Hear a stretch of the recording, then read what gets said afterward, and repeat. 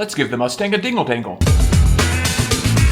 I pieced together a differential fluid recovery system. So I'm going to show you the parts I used, how I did it. Part of the reason, or not even part of the reason, really the entire reason why I went down this path of putting a system like this together is because if you watch some of my earlier videos, you know that when I started tracking my Mustang, I started having some pretty significant issues with the diff fluid leaking all over the rear axle, all over the diff casing.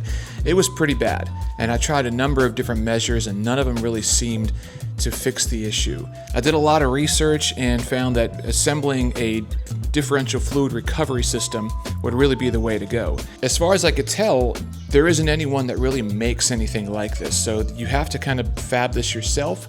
So I started doing a bunch of homework, finding out what other people did with different makes and models of cars, and really put together a simple system that I think is going to be really beneficial for those who are also tracking their cars.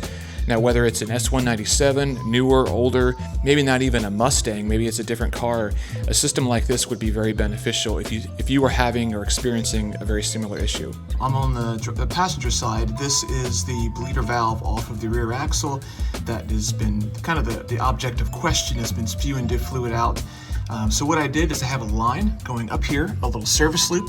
It goes to some heat wrap because the exhaust is literally right here, and that goes pretty much right above it. So I want to protect this just in case it gets too hot.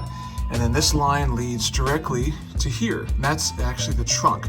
The diff fluid will be coming up from the bottom, so that way if it does build up a little bit inside the catch can, it can flow right back down and go into the diff again. Now, all that excess pressure, the heat, the vapor, that needs a place to go.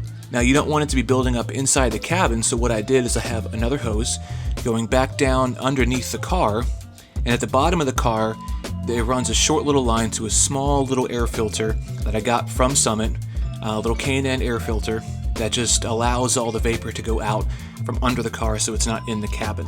Think about just leaving it like this, you know, just a little... This is the line that comes in from the bleeder valve on the rear axle, and this is the line that's coming out. And from here, it's just going into a small little K&N air filter that I have strapped to a little, I don't know what it's called, but a little bar here. I'm worried about that banging against the deal here, so I may find a different solution to clamp this down, but I think for now that should do it. But that's going to allow the vapor from the diff fluid, if any does come up, to not be trapped inside the cabin of the vehicle. This will allow it to flow back out of the vehicle, so that way you're not breathing all that crap.